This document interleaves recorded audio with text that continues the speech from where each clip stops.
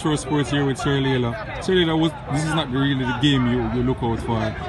No much combination in the attacking third. The game was a little bit slow, and nobody in the midfield to speed up the game a little for Cavaliers. Tell us what you thought about the game. Well, with a couple of players out, I think when these players come back, we are two on national under 20 duties. These players are good for the team and they help to move around the ball a little quickly. So with these players out, I mean, we were a little off. Notwithstanding, we get a couple chances that we think we should put away. But at the end of the day, that's football. You don't score, you can't win game. But today, I guess it's finished even. Come Thursday, we'll see what will happen. Defensively, the man of the match had a wonderful game, making some game-breaking tackles. Talk about his game for me. Well, Kyle Ming, as captain, very tough player and committed player.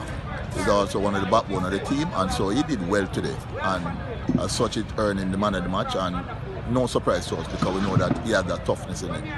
I think though in the second leg, if you guys can shift the ball a little faster, we get more result out of it. Well, you and I think the same thing. If we can move the ball a little quickly and get it through the gap up front, then we should be able to outsmart this Mount Pleasant team and outplay them. Thank you very much, Sir Laylor, and I wish you all the best in the next leg. You're welcome.